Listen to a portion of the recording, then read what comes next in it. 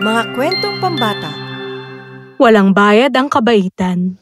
Noong unang panahon, sa isang munting nayon na kung tawagin ay Longcar, nakatira ang magpapalayok na si Hari kasama ang asawa at anak niya. Matapat siya at mabuting tao, na mahilig gumawa ng magaganda at eleganteng mga palayok. Ang pagawaan niya ay puno ng mga palayok at florera na may iba't ibang kulay, hugis at laki. Ang mga tao sa nayon ay mahilig bumisita para tingnan ang lahat ng mga naggagandahang palayok.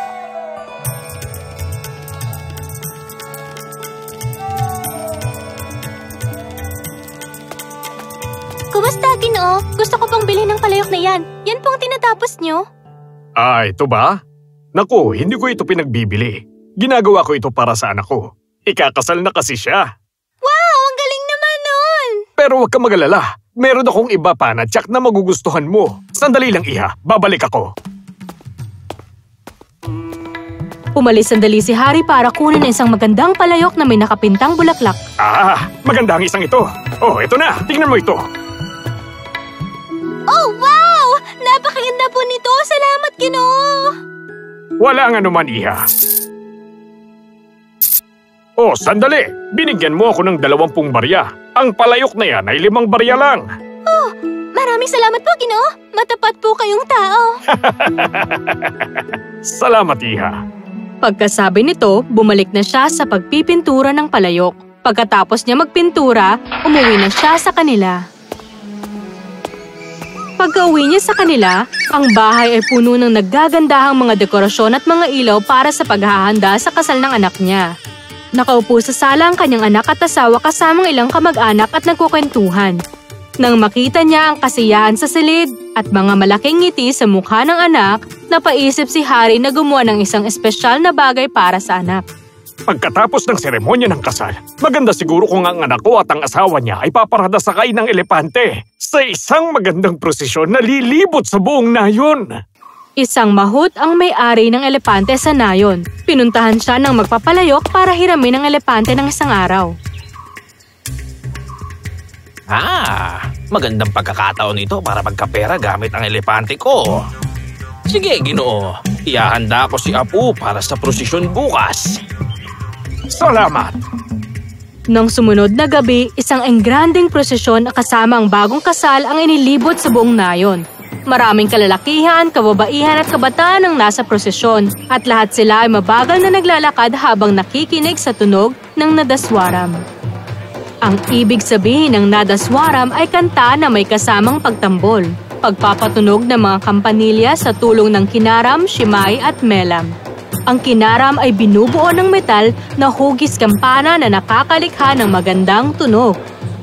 Ang shanay ay kilalang instrumento na kasama sa kategorya ng flauta. At ang melam ay isang tabla na hinahampas gamit ang kamay kasabay ng tugtugan. Ang lahat ng tao ay masayang-masayang sumali sa prosesyon, sumasayaw sa magandang musika. Nang biglang, bumagsak ang elepante. Oh, hindi! Anong nangyari? Bakit ito hinimatay? Hindi ko po alam. Ayos naman po siya kanina. Ayos lang ba kayo? Opo, Ama. Nang makitang hinimatay ang kawawang si Apu sa lupa, lahat ng mga taong nasa prosesyon ay naawa sa kalagayan nito. Nakakalungkot. Mukhang napakahina niya. Kumuha ng tubig ang mga tao at pinainom sa elepante. Ininom ito ni Apu pero mahina pa rin siya at nasugatan ito sa binti sa pagkabagsak. Naawang magpapalayok at nagpunta sa mahut para kausapin ito. Sa gitna ng prosesyon, bigla na lang bumagsak ang elepante. Pasensya ka na talaga. Nasugatan yata ito sa binti. Kaibigan ko si Apu. Paano mo siya nasaktan ng ganyan? Pasensya ka na talaga. Pero wala naman akong ginawang kahit ano para masaktan siya. Hindi ko magagawang makapanakit ng kahit anong may buhay. Mali yun. Ipapaalam ko ang nangyaring ito sa husgado bukas. Sisiguruhin ko na pagbabayaran mo ng malaking halaga ang ginawa mo sa kaibigan ko. Umalis ang mahut at pinuntahan si Apu para tulungan. Dinala niya ito sa veterinaryo dahil sa sugat nito sa binti at binalutan ito ng mga benda. Oo, mahal kong apo. Pasensya ka na talaga at nasugatan ka. Sisiguraduhin ko na magbabayad ang magpapalayok na yon. Pagkasabi nito ng sumunod na araw, nagpunta sila sa korte at naghain ng reklamo laban sa magpapalayok. Sabihin niyo, anong nangyari nung isang gabi at paano hinimatay ang elepanteng ito? Mahal na hukom, ang elepante niyang si Apu na hiniram ko mula sa kanya ay bigla na lang bumagsak habang ipinuprosesyon ng bagong kasal sa buong nayon. Hindi ko sinasadyang masaktan ang alaga niyang elepante at humingi na rin ako sa kanya ng tawad sa nangyari. Sinaktan niya ang mahal kong si Apo. Hindi sapat ang paghingi niya ng tawad. Dapat magbayad siya sa nangyaring ito. Magbayad sa nangyari? Makinig ka sa akin, Ginoo. Hindi mababayaran ang tinamong sugat ng isang buhay na nilalang. Hindi mga bagay ang mga hayop na ginagamit para pagkakitaan. May mga buhay sila at sila'y hindi dapat ginagamit sa kasiyahan ng iba at sa pera. Isa itong pagmamalupit. Kung nag-aalala ka talaga sa elepante mo, dapat inalagaan mo siya ng mabuti. Nang masugatan ng elepante sa pagkahulog nito, iyon ay dahil sa nanghihina siya. Opo, mahal na hukom. Alam ko po yun. Dapat inalagaan ko siya ng mabuti. Sabihin mo, bakit hindi mo inalagaan ng elepante mo si Apu? Alam nyo kasi, si Apu ay parte na ng pamilya ko mula noong bata pa lang ito. Malapit kami sa isa't isa. Sa paglipas ng mga taon, hindi na maganda ang sitwasyon ng negosyo ko. Dahil dito, hindi ko na napapakain ng maayos ang pamilya ko, pati na rin si Apu. Nalulungkot akong marinig ang bagay na yan. Ganun pala. Nakapagdesisyon na ako. Ginoong Hari, ang reklamo laban sa'yo ay naresolba na. Dahil hindi mo naman sinadyang saktan ng hayop. Ganun pa man, kayo ay papatawan ng 1,000 rupees sa paggamit ng isang hayop para sa prosesyon. Opo, mahal na hukom. Naintindihan ko na ngayon. Hindi dapat gamitin ng mga hayop sa kasiyahan ng iba. At para sa elepante naman, ang nayon ay hindi lugar para kay Apo. Ipadadala siya sa isang wildlife sanctuary kung saan siya ay aalagaan at pagagalingin.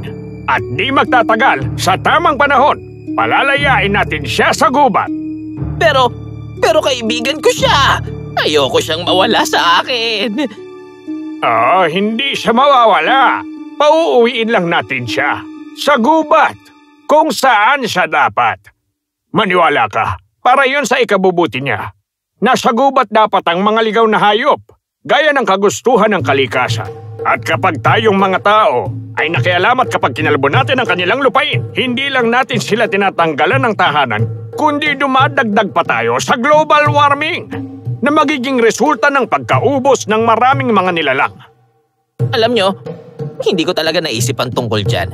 Maraming salamat sa pagpapaliwanag. At siguro makasarili ako pero kagalang-galang na hukom. Paano kung hindi na niya ako maalala? Hindi ko yun makakaya. Alam mo anak, yan ang kagandahan sa mga elepante. Hindi sila nakakalimot. Tumango ang Mahout. Nalungkot siya dahil hindi niya gustong magpaalam sa kaibigan niya. Pero alam niya na nararapat na maging masaya at masigla si Apo at kailangan niyang bumalik sa tunay niyang tirahan. At kaya naman, umuwi na siya at nagpaalam sa kanyang alagang si Apo. Dinala si Apo sa wildlife sanctuary kung saan siya ay nalagaan ng maigi. Palagi rin siyang binibisita ng Mahout at palagi siyang nakakatanggap ng mainit na yakap. Mayroon siyang sariling tagapag-alaga, si Pitu, na lagi siyang pinapakain at dinadala siya sa sapa para paliguan ng maigi. Ang gandang tingnan na masigla at masaya na si Apu. Lumipas ang ilang buwan at nasanay na si Apu sa kanyang natural na tahanan. Nagsimula siyang makisama sa iba pang elepante at ngayon ay parte na ng grupo. Nakita na rin niya ang kanyang kapareha, si Chimchi. Dinadala ito ni Apu sa tuwing binibisita siya ng Mahout sa sanctuary. Oh, Apu, mukhang madami ka ng mga kaibigan ngayon Napakasaya ko. Eto, para sa'yo. At ito naman ay para sa'yo. Kaya naman si Apu ay masayang naninirahan sa gubat, kasama ang mga kaibigan at bagong pamilya ng mga elepante. Naglalakad sila at kumakain at ginagawa ang mga bagay na dapat gawin ng isang elepante sa gubat.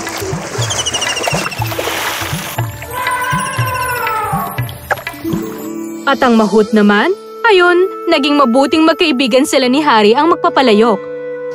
At sila ay nagbenta ng mga palayok. Ang mahut ay naghahatid ng mga palayok na hugis elepante sa mga tao sa buong nayon. At ikinakalat ang balita na ang mga hayop ay dapat minamahal at hindi tama ng pagmalupitan sila. Ang natutunan natin sa kwentong ito ay ang mga hayop ay mas mabuting nasa kanilang natural na tirahan. At kung gusto talaga natin silang tulungan, ang kailangan lang natin ay maging mabait. Dahil walang katumbas na salapi ang kabaitan, pero ang halaga ay di matatawaran.